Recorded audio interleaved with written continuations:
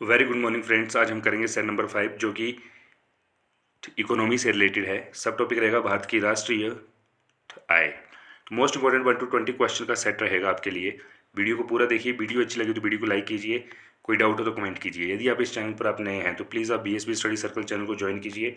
यहाँ पर आपको हिमाचल प्रदेश में 360 डिग्री कवरेज जीके मिलेगी, plus static GK, ancient Indian history, medieval Indian history, polity, geography, economy, art and culture, general science, इस तरह के आपको तमाम टॉपिक मिलेंगे जो कि आपके किसी भी एग्ज़ाम के लिए मोस्ट इंपॉर्टेंट रहने वाले हैं। ठीक है, तो स्टार्ट करते हैं आज का फर्स्ट क्वेश्चन। आज का फर्स्ट क्वेश्चन है, भारत की राष्ट्रीय आय की गणना किस आधार पर की जाती है।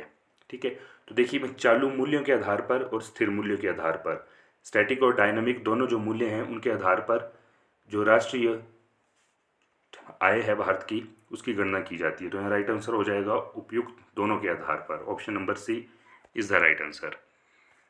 आगे मूव करते हैं। वर्तमान में राष्ट्रीय आय समंकों की गणना किस आधार वर्ष पर की जा रही है। तो देखिए जो प्रेजेंटली जो कैलकुलेशंस हैं वो 2004 और 5 वर्ष के आधार पर की जा रही है। ठीक है, जो गणना है, तो यहाँ राइट आंसर हो जाएगा ऑप्शन नंबर डी। आगे मूव करते हैं। भारत में राष्ट्रीय आय की सही संगणना में आने वाली एक कठिनाई क्या है। तो देखिए जो जो कठिनाई आती है कैलकुलेशन में वो है अमौद्रिक क्षेत्र का अस्तित्व। ठीक है, तो राइट आंसर हो जाएगा ऑप्शन नंबर फर्स्ट। आगे मूव करते हैं। भारत में राष्ट्रीय आय की सही संगणना में कौन सी समस्या सामने नहीं आती है। तो देखिए पिछले क्वेश्चन में पूछा था कौन सी समस्या आती है और अब पूछा है कौन सी समस्या में नहीं आती है। तो राइट आंसर है पर्याप्त व सही सांख्यिकी विधियों की कमी। ठीक है, तो राइट आंसर हो जाएगा ऑप्शन नंबर फर्स्ट। आगे मूव करते हैं। फिफ्थ क्वेश्चन, भारत में राष्ट्रीय आय का आंकलन सबसे पहले किसने किया था। Important question. तो जो कैलकुलेशंस फर्स्ट टाइम की थी राष्ट्रीय आय को लेकर वो की थी दादा भाई नौरोजी ने। तो राइट आंसर हो जाएगा ऑप्शन नंबर फर्स्ट। आगे मूव करते हैं। सिक्स्थ क्वेश्चन, दादा भाई नौरोजी ने अपने धन का प्लान सिद्धांत का किस पुस्तक में वर्णन किया है। ठीक है, तो देखिए मैं दादा भाई नौरोजी ने अपने जो धन का प्लान सिद्धांत है इसका विमोचन किया है poverty and un British rule in India. ये जो बुक है इसमें दादा भाई नौरोजी ने अपने धन का प्लान सिद्धांत का वर्णन किया हुआ है। ठीक है, और ये जो बुक है poverty and un British rule in India, ये दादा भाई नौरोजी की बुक है। ठीक है, इस चीज़ को भी याद रखिएगा। तो राइट आंसर हो जाएगा ऑप्शन नंबर बी। सातवें क्वेश्चन पर चलते हैं। भारत की राष्ट्रीय आय में सर्वाधिक योगदान किसका है।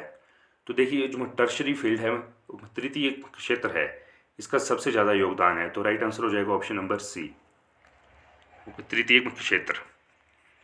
आगे मूव करते हैं। भारत की राष्ट्रीय आय में सबसे कम किस क्षेत्र का योगदान है। तो जो आपका प्राइमरी क्षेत्र है यानी जो प्राथमिक जो क्षेत्र है इसका योगदान सबसे कम है भारत की राष्ट्रीय आय में। तो यहाँ राइट आंसर हो जाएगा ऑप्शन नंबर फर्स्ट। आगे मूव करते हैं। नाइन्थ क्वेश्चन, भारत की राष्ट्रीय आय की गणना किसके द्वारा की जाती है। ठीक है, तो देखिए जो राष्ट्रीय आय की गणना है वो की जाती है केंद्रीय सांख्यिकी संगठन CSO, सेंट्रल स्टैटिस्टिकल ऑर्गेनाइजेशन। आगे मूव करते हैं। 10th क्वेश्चन, किसी भी देश की आर्थिक वृद्धि की सर्वाधिक उपयुक्त माप क्या है। तो देखिए किसी भी देश की जो आर्थिक वृद्धि है उसके लिए जो सर्वाधिक जो उपयुक्त माप है वो है GDP, ग्रोस डोमेस्टिक प्रोडक्ट या सकल घरेलू उत्पाद। तो राइट आंसर हो जाएगा ऑप्शन नंबर फर्स्ट। आगे मूव करते हैं। राष्ट्रीय आय का परिकलन निम्नलिखित में से किस एक को छोड़कर अन्य सभी तरीकों से किया जा सकता है।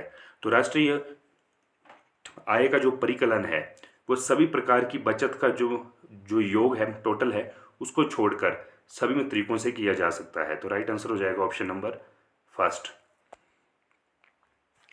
आगे मूव करते हैं। निम्न में से राष्ट्रीय आय में शामिल नहीं किया जाता है क्या।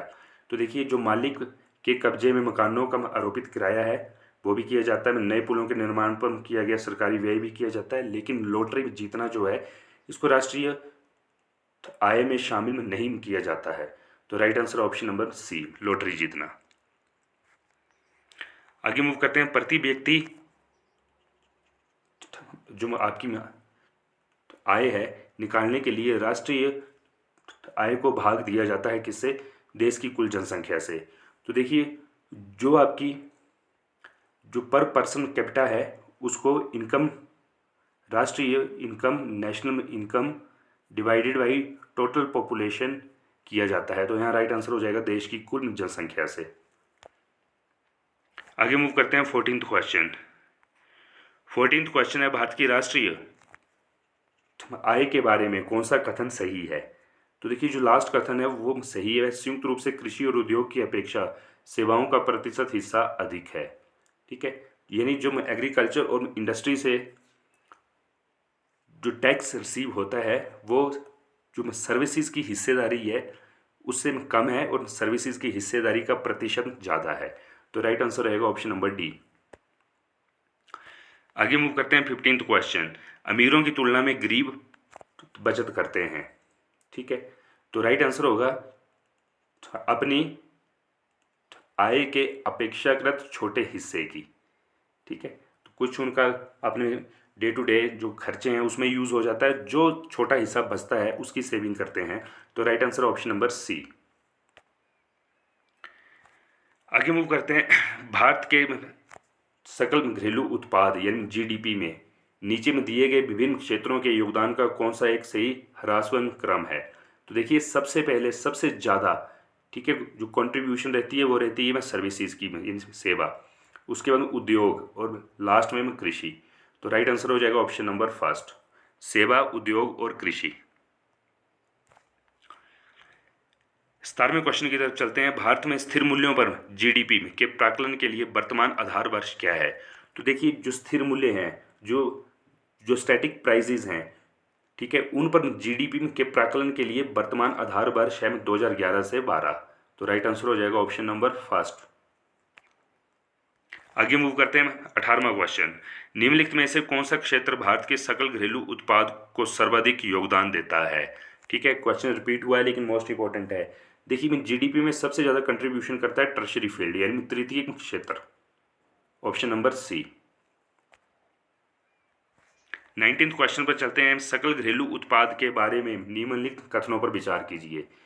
फर्स्ट पॉइंट है, यह एक वर्ष में एक देश की सीमाओं के अंदर बनी सभी वस्तुओं व दी गई सेवाओं का बाजार मूल्य है। फर्स्ट बिल्कुल सही है। ठीक है, फर्स्ट पॉइंट सही है।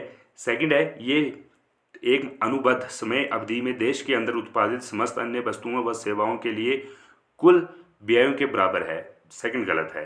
तो राइट आंसर ये हो जाएगा यहाँ पर जीडीपी के बारे में ऑप्शन नंबर फर्स्ट आपका बिल्कुल सही रहेगा। लास्ट मूव करते हैं। मूल्य ह्रास किसके बराबर होता है, यानी प्राइस जो डेप्रिसिएशन है वो किसके बराबर है? तो सकल घरेलू उत्पाद माइनस निवल राष्ट्रीय उत्पाद। तो यहाँ राइट आंसर हो जाएगा ऑप्शन नंबर फर्स्ट। एक फॉर्मूला है मूल्य ह्रास को काउंट करने के लिए। ठीक है, तो फ्रेंड्स ये थे top 1 to 20 most important Bharat की अर्थव्यवस्था से रिलेटेड क्वेश्चन, मोस्ट इंपॉर्टेंट हैं।